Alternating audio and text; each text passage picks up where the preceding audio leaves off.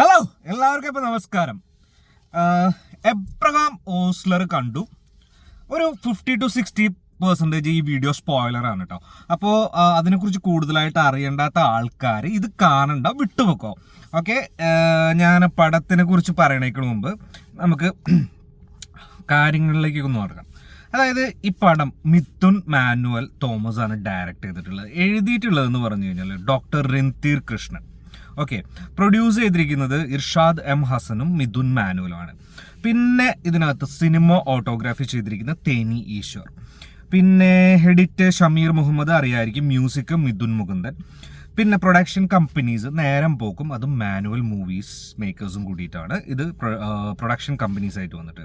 പിന്നെ ഇത് ജനുവരി 11, 2024 ഇറങ്ങിയിട്ടുള്ള പടമാണ്. പിന്നെ ഇതിനകത്ത് കാസ്റ്റിലേക്ക് വരുവാണെന്നുണ്ടെങ്കിൽ ജയറാമേട്ടൻ ആണ് ലീഡ് റോളിൽ വരുന്നത്. ജയറാമേട്ടൻ ഒരു ACP എബ്രഹാം ഓസ്ലർ IPS എന്ന് പറയുന്ന ക്യാരക്ടർ ചെയ്യുന്നു. പിന്നെ അനശ്വര രാജൻ ഉണ്ട്. അനശ്വര രാജൻ എസ് സുജയ ജയദേവ്, ഒരു മെഡിക്കൽ സ്റ്റുഡൻറ്റിൻ്റെ വേഷം. അർജുൻ അശോകൻ വിനീത് എന്ന് പറയുന്ന ക്യാരക്ടറാണ് ചെയ്യുന്നത്. വിനീത് രാം ഒരു പ്രിസണറായിട്ടാണ് പുള്ളി വരുന്നത്. പിന്നെ അനൂപ് മേനോൻ ഉണ്ട്, ഫോറൻസിക് സർജൻ, അത് പോസ്റ്റ്മോർട്ടം ഒക്കെ ചെയ്യുന്ന ഡോക്ടറായിട്ട്.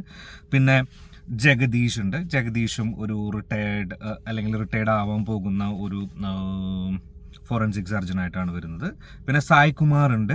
സായ് കുമാറിനെ കുറേ നാളുകൾക്ക് ശേഷം ചെറിയ ഒരു 5 to 5 minutes സ്ക്രീനിൽ കാണാൻ പറ്റി, നല്ലൊരു കാര്യം. സായ് കുമാർ ഉണ്ട്. പിന്നെ സൈജു സൈജു കുറുപ്പ്, കൃഷ്ണദാസ് എന്ന് പറയുന്ന ഒരു ക്യാരക്ടർ ചെയ്യുന്നത്. പിന്നെ ആര്യ സലീം എന്ന് പറയുന്ന ഒരു ലേഡി ഉണ്ടല്ലോ, സീരിയലിലുണ്ട്, ചില അടിപൊളിയായിട്ട് ഒരു എസ്ഐയുടെ റോള് ചെയ്തിട്ടുണ്ട്. പിന്നെ കുറേ പിള്ളേരൊക്കെയാണുള്ളത്, അവരുടെ പേരൊന്നും ഞാൻ പറയുന്നില്ല. എല്ലാവരും നന്നായിട്ട് ചെയ്തിട്ടുണ്ട്. ഈ പടത്തിൻ്റെ ഒരു ഓവറോൾ കാര്യങ്ങൾ നമ്മൾ പറയുകയാണെന്നുണ്ടെങ്കിൽ, ഞാൻ ഈ പടത്തിനെ കുറിച്ച് കൂടുതൽ സംസാരിക്കാൻ ആഗ്രഹിക്കുന്നുണ്ട്. അതിൻ്റെ കാരണങ്ങൾ എന്താണെന്നുള്ളതും ഈ പടത്തിൻ്റെ എൻ്റെ അഭിപ്രായം എന്താണെന്നുള്ളതും നിങ്ങൾ ഇതിൻ്റെ അവസാനം വരെ കണ്ടിരുന്ന മനസ്സിലാവും. പിന്നെ ഈ പടത്തിന് ഒരാളുടെ റിവ്യൂ പോലും നോക്കാതെ, അതുപോലെ തന്നെ ഒരാളുടെ കമൻറ്റ് കേൾക്കാതെ, അതുപോലെ തന്നെ ഇതിനെക്കുറിച്ചിട്ടുള്ള പടം എങ്ങനെയായിരിക്കും, എന്തായിരിക്കും എന്നുള്ള യാതൊരുവിധ മുൻധാരണകളും ഇല്ലാതെ, ഈ പടത്തിൻ്റെ സ്റ്റോറി ബേസിക് എന്താന്ന് പോലും ചെകയാൻ നിൽക്കാതെ അല്ലെങ്കിൽ കേൾക്കാൻ നിൽക്കാതെയാണ് ഞാൻ ഈ പടം പോയി കണ്ടിട്ടുള്ളത് കേട്ടോ. എൻ്റെ നല്ല ഒരു മൂഡോട് കൂടിയിട്ട് നല്ലൊരു മെൻ്റൽ സ്റ്റാറ്റസിലാണ് ഞാൻ ഈ പടം പോയി കണ്ടിട്ടുള്ളത്. മിഥുൻ മാനുവലിൻ്റെ പടമാണ്. ഒരു സസ്പെൻസ് എലമെൻറ്റ് ഞാൻ പ്രതീക്ഷിച്ചിട്ടുണ്ടായിരുന്നു. അതുപോലെ തന്നെ ഇതിൽ ഞാൻ വളരെ എക്സ്പെക്റ്റേഷനോട് കൂടിയിട്ടാണ് പോയത്. അന്ന് ഒരു ഓവർ എക്സ്പെക്റ്റേഷനും ഇല്ല. കാരണം നമ്മൾ ഒരു 10 വർഷമായിട്ട് കൂടുതൽ മൂവികൾക്ക് നമുക്ക് എക്സ്പോഷർ കിട്ടുന്നുണ്ട്. ഞാൻ എല്ലാ വീഡിയോയിലും പറയുന്ന കാര്യങ്ങളാണ്. ഇൻ്റർനാഷണൽ മൂവീസ് കാണുന്നുണ്ട്, എല്ലാ ലാംഗ്വേജിലുള്ള മൂവീസും കാണുന്നുണ്ട്. സോ നമുക്ക് മാക്സിമം എന്തായിരിക്കും അതിൻ്റെ അപ്പുറത്തേക്ക് മിഥുൻ മാനുവലിന് എന്ത് തരാൻ കഴിയും എന്നുള്ളത് അതിന് വേണ്ടിയിട്ടാണ് നമ്മൾ ഈ പടത്തിന് പോയിട്ടുള്ളത്. അപ്പോൾ നമ്മൾ ഈ പടത്തിലെ എല്ലാവരെ കുറിച്ചിട്ട് നമ്മൾ സംസാരിച്ചു. ഇതിൽ ഞാൻ പറയാൻ വിട്ടുപോയ ഒരാളുണ്ട്, ദിലീഷ് പോത്തൻ ഒരു നല്ലൊരു ക്യാരക്ടർ വന്നിട്ടുണ്ട്. പിന്നെ ഈ പടത്തിൻ്റെ എനിക്കിപ്പോൾ ചിലപ്പോൾ ഉണ്ണിച്ചേട്ടൻ ഓർമ്മ വരുന്നു. ഉണ്ണിച്ചേട്ടൻ നല്ല കാര്യങ്ങളും ചീത്ത കാര്യങ്ങളും പറഞ്ഞിട്ടാണല്ലോ നമ്മുടെ ഉണ്ണിച്ചേട്ടൻ പറയാറുള്ളത്. അപ്പോൾ എനിവേ, ഞാൻ ഈ പടം എങ്ങനെ എക്സ്പീരിയൻസ് ചെയ്തു എന്നുള്ളത് ഞാൻ പറയാം. പടം കാണാൻ കയറി, ഒരു ഫാമിലി, ചെറിയൊരു പോലീസ് ഓഫീസറിൻ്റെ ഫാമിലി കാണിക്കുന്നു. ആ ഫാമിലിയിൽ ഉണ്ടാകുന്ന ഒരു ട്രാജഡി, ആ ട്രാജഡിയിൽ നിന്ന് പോലീസ് ഓഫീസർ ഡിപ്രഷനിലേക്ക് പോകുന്നു. ആ ഡിപ്രഷൻ മൂലമുണ്ടാകുന്ന അതിൻ്റെ കോംപ്ലിക്കേഷൻസ്, പ്രൊലോങ്ഡ് ഡിപ്രിക്കേഷൻ്റെ കോംപ്ലിക്കേഷൻസ്, അതൊക്കെ മനോഹരമായിട്ട് ഇങ്ങനെ കാണിച്ചു വരുന്നു. ദെൻ ആളുടെ ജീവിതത്തിലേക്ക് വരുന്ന 2-3 കാരണം എന്ന് പറഞ്ഞു കഴിഞ്ഞാൽ നാട്ടിൽ അങ്ങനെ പെട്ടെന്ന് കൊലയും കാര്യങ്ങളൊന്നും നടക്കില്ല ഒരു സ്ഥലങ്ങളിൽ. അപ്പോൾ നല്ലൊരു സസ്പെൻസ് നിറഞ്ഞ ഒരു കൊലപാതകം നടക്കുകയും അതിനെ ഇങ്ങനെ അന്വേഷിച്ചുകൊണ്ടിരിക്കുമ്പോൾ അതിനോട് ബന്ധപ്പെട്ടുള്ള മറ്റുള്ള ഒരു കൊലപാതകം, ചെയിൻ റിയാക്ഷൻസ് എന്നല്ല, ഇങ്ങനെ ഒരു എന്താ പറയുക, നമ്മളുടെ സീരിയസ് കില്ലിംഗ് പോലെ ഇങ്ങനെ നടന്നുകൊണ്ടിരിക്കുകയാണ്. അപ്പോൾ അതിനെക്കുറിച്ച് അന്വേഷിക്കുമ്പോൾ അറിയാം അതിൽ 4-5 കൊലപാതകങ്ങൾ, 3 ഓൾറെഡി നടന്നു, 2 കൂടി നടക്കാൻ പോകുന്നു. അതൊക്കെ ആരൊക്കെയാണെന്ന് അവർ കണ്ടെത്തി ഒരു പോയിന്റിലേക്ക് എത്തുമ്പോൾ അവർ മനസ്സിലാകുന്നു അയാളല്ല, വേറെ ആളാണത്. അതിനെ എന്താ പറയുക, റിപ്ലിക്കേറ്റ് ചെയ്തിട്ട് ഡൈവേർട്ട് ചെയ്യാൻ വേണ്ടിയിട്ട് ഉണ്ടാക്കിയൊരു പോയിൻ്റാണ്. പിന്നെ ഇത് എന്തിനീ കൊലപാതകങ്ങൾ ചെയ്യുന്നു, ഇത്രയാണ് ഈ പടം. അതിൽ ചെറിയ ട്വിസ്റ്റുകളും ചെറിയ സസ്പെൻസ് എലമെൻസും, ഇത്രയേ ഉള്ളൂ ഈ സിനിമ. ഏതൊരു സസ്പെൻസ് ത്രില്ലറിലും അല്ലെങ്കിൽ ഏതൊരു ക്രൈം ത്രില്ലർ നമ്മൾ എടുക്കുമ്പോഴും ഉണ്ടാകുന്ന എന്താ പറയുക മുൻകാല വൈരാഗ്യം, അതിനുണ്ടാകുന്ന റീസൺസ്, അതിൻ്റെ കാലങ്ങളോളം ഇരുന്നിട്ട് അതിന് പക വീട്ടുന്നു. ഒരു സൈക്കോ അല്ലെങ്കിൽ അങ്ങനെയുള്ള ഒരു എലമെന്റ് അല്ലെങ്കിൽ ആ ഒരു ബേസിൽ തന്നെയാണ് ഈ സിനിമ വർക്കൗട്ട് ചെയ്തിട്ടുള്ളത്. പിന്നെ ഈ സിനിമയിൽ സത്യം പറഞ്ഞു കഴിഞ്ഞാൽ മമ്മൂട്ടി ഉണ്ടോ ഇല്ലയോ എന്നുള്ള ഒരു കൺസെപ്റ്റ് ഇപ്പോൾ എല്ലാവർക്കും മാറിക്കാണും. യൂട്യൂബിലൊക്കെ ചറപറ വീഡിയോ വന്നിട്ട് മമ്മൂട്ടി ഉണ്ട് ഈ സിനിമയിൽ. മമ്മൂട്ടി വന്ന് ഒരു 5 മിനിറ്റ് വരെയാണ് ഈ പടത്തിൻ്റെ ആ ഒരു സർപ്രൈസ് എലമെൻറ്റ്, അല്ലെങ്കിൽ മമ്മൂട്ടി വന്ന് കഴിഞ്ഞിട്ട് പിന്നെയുള്ള കാര്യങ്ങൾ, അവരുടെ കോളേജിലെ കുറേ കാര്യങ്ങൾ കാണിക്കുന്നുണ്ട്, ഫ്ലാഷ് ബാക്ക്, അതും എൻജോയ് ചെയ്ത് അതൊക്കെ നമുക്ക് എൻജോയ് ചെയ്താലും അവിടെ നിന്ന് കംപ്ലീറ്റ്ലി പ്രെഡിക്റ്റബിൾ ആണ് പടം. ഇന്നതായിരിക്കും സംഭവിക്കുക, ഇന്നതാണ് കാര്യങ്ങൾ, കംപ്ലീറ്റ്ലി പ്രെഡിക്റ്റബിൾ ആണ്. പക്ഷേ ഒരു പോയിന്റിൽ എത്തിയപ്പോൾ ഞാൻ വിചാരിച്ചു ഇതിനേക്കാളും നല്ലൊരു ട്വിസ്റ്റ് എലമെന്റ് വരും എന്നുള്ള കാര്യം ഞാൻ വിചാരിച്ചു. പക്ഷെ അത് കൊണ്ടുവന്നില്ല. അത് നിങ്ങൾക്കും ചിലപ്പോൾ തോന്നും, ആ ഒരു ഫീലിംഗ് വരും, ഇതിങ്ങനെ കൊണ്ടുവന്നിരുന്നെങ്കിൽ കൂടുതൽ നന്നായിരുന്നു എന്നുള്ളത് ഒരു പോയിന്റിൽ വരുമ്പോൾ. പക്ഷേ അങ്ങനെ പിന്നെ മമ്മൂട്ടിയെ പോലെയുള്ള ഒരു കഥാപാത്രത്തിൻ്റെ പേര് ഇതുപോലെയുള്ളൊരു സിനിമയിൽ കൊണ്ടുവരുമ്പോൾ ഒരു മമ്മൂട്ടിയെ പോലെയുള്ള ഒരാൾ ചെയ്യാൻ പോകുന്ന കഥാപാത്രം കുറച്ച് പ്രത്യേകതകൾ ഉള്ളതായിരിക്കും, അതിന് എന്തെങ്കിലും പ്രാധാന്യം ഉണ്ടായിരിക്കും എന്നുള്ളത് മനസ്സിലാക്കും നമ്മൾ. അതൊരു കോമൺ സെൻസുള്ള എല്ലാ ആൾക്കാരും മനസ്സിലാക്കും. സോ ആ സർപ്രൈസ് എലമെൻറ്റ് നമുക്ക് പെട്ടെന്ന് ഐഡൻറ്റിഫൈ ചെയ്യാൻ പറ്റുമായിരുന്നു.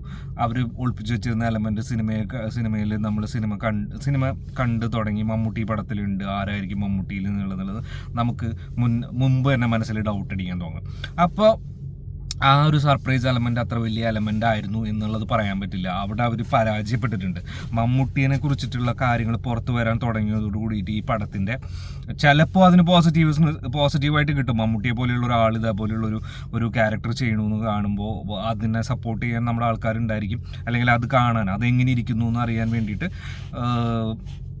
വരുന്ന ആൾക്കാരുണ്ടായിരിക്കും. സോ പക്ഷേ അതൊരു മമ്മൂട്ടി എന്നുള്ള ഒരു പേര് റിവീലായപ്പോൾ തന്നെ ഈ പടത്തിൻ്റെ സസ്പെൻസ് എലമെൻറ്റും എല്ലാ കാര്യങ്ങളും പോയി.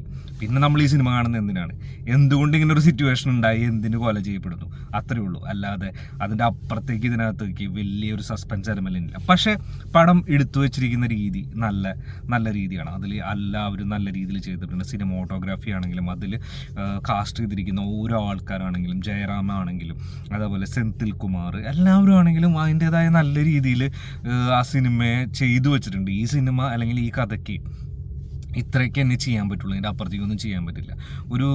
നമ്മൾ പറയുകയാണെന്നുണ്ടെങ്കിൽ ഒരു ആവറേജ് സിനിമ എന്നുള്ള രീതിയിലേ കാണാൻ പറ്റുള്ളൂ.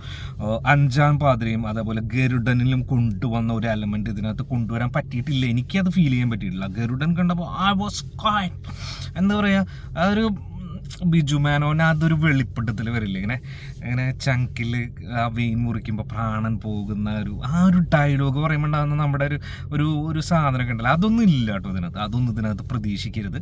ബട്ട് ഒരു വൺ ടൈം വാച്ച് ചെയ്യാൻ പറ്റുന്ന ഒരു മൂവി എന്നുള്ള രീതിയിൽ എല്ലാവരും പോയി കാണാൻ പറ്റുള്ളൂ. ഞാനിപ്പോൾ ഈ സിനിമയെ കുറിച്ചിട്ട് പറയാത്തതായിട്ട് ഒന്നുമില്ലാന്ന് തോന്നുന്നു. അതുകൊണ്ടാണ് ഞാനത് സ്പോയിലറാണെന്ന് ആദ്യം പറഞ്ഞത്. അപ്പോൾ കഥകളും കാര്യങ്ങളൊക്കെ ഇങ്ങനെയാണ് ഇതിനകത്ത്. പിന്നെ കൂടുതൽ ഒരു ഡാർക്ക് പോലത്തെ സീനുകളാണ് കൂടുതലുള്ളത്. ഓസ്ലർ ജയറാമേട്ടൻ ഒരു ഡിപ്രഷനായിട്ടുള്ള, അതുപോലെ ഒരു ആൾക്ക് വാർദ്ധക്യം ബാധിച്ചു എന്നുള്ളതൊക്കെ, അതായത് അകാല വാർദ്ധക്യം ബാധിച്ച പോലെയുള്ളൊരു ക്യാരക്ടറാണ്. അതൊക്കെ ഭയങ്കരമായിട്ട് ജയറാമേട്ടൻ ക്യാരി ചെയ്യുന്നുണ്ട്. അതിലൊന്നും നമ്മൾ ഒരിക്കലും കുറ്റം പറയില്ല. സിനിമ എടുത്തിരിക്കുന്ന രീതിയാണെങ്കിലും അത് കൊണ്ടുപോയിരിക്കുന്ന രീതിയാണെങ്കിലും അതിലെല്ലാ കാര്യങ്ങളും നല്ലതാണ്. പക്ഷേ ഇതിൻ്റെ തിരക്കഥയ്ക്ക് അല്ലെങ്കിൽ കഥയ്ക്ക് ഇതിനകത്ത് ഇത്രയൊക്കെ ചെയ്യാൻ പറ്റുള്ളൂ. ഇതിൻ്റെ മുകളിലേക്ക് നമുക്കൊരു ബിഗ് സർപ്രൈസ് തരാൻ പറ്റില്ല. സോ മിഥുൻ മാനുവലിൻ്റെ സസ്പെൻസ് അല്ലെങ്കിൽ ക്രൈം ത്രില്ലേഴ്സിൻ്റെ ഇടയിൽ ഏറ്റവും അപ്രീഷിയേഷൻ കുറഞ്ഞൊരു സിനിമ എന്ന് പറയാൻ പറ്റും. നമുക്ക് മോശം എന്ന് പറയാൻ പറ്റില്ല, ഏറ്റവും അപ്രീസിയേഷൻ കുറഞ്ഞൊരു പടം എന്നുള്ളതാണ് എനിക്ക് പറയാനുള്ളത്. പിന്നെ നിങ്ങൾക്ക് സിനിമ ഇപ്പോൾ എല്ലാവരും കണ്ടു തുടങ്ങിയിട്ടുണ്ടാവും. കണ്ടവർ തീർച്ചയായിട്ടും എൻ്റെ അഭിപ്രായത്തിന് എന്തെങ്കിലും മാറ്റമുണ്ടെങ്കിൽ നിങ്ങൾ ഇതിനകത്ത് പറയണം, കമൻറ്റിൽ പറയണം. കമൻറ്റിൽ പറഞ്ഞു കഴിഞ്ഞാൽ നമുക്ക് ഡിസ്കസ് ചെയ്തിട്ട് വരാം. പിന്നെ എന്താണെന്നുള്ളതൊക്കെ നോക്കാം. പിന്നെ ഈ ആഴ്ച വേറെ സിനിമകളൊക്കെ ഇവിടെ ഇറങ്ങുന്നുണ്ട്. ക്യാപ്റ്റൻ മില്ലർ, പിന്നെ അതുപോലെ തന്നെ 2-3 തമിഴ് സിനിമകളൊക്കെ ഇറങ്ങുന്നുണ്ട്. എത്രയും പെട്ടെന്ന് തന്നെ കാണാനുള്ള ഒരു ശ്രമം നടത്താം. എൻ്റേതായ അഭിപ്രായമായിട്ട് വരാം. എന്നെ സപ്പോർട്ട് ചെയ്യുക എല്ലാവരും. എന്നെ സപ്പോർട്ട് ചെയ്യുന്നതും എന്നെ സ്നേഹിക്കുകയും ഞാൻ ഇതിലെന്താ പറയുക എന്നോട് പ്രതിഷേധം അറിയിക്കുന്നവരും എൻ്റെ സപ്പോർട്ടേഴ്സ് തന്നെയാണ്. എന്നെ സപ്പോർട്ട് ചെയ്യുന്ന എല്ലാവർക്കും എൻ്റെ ബൈ.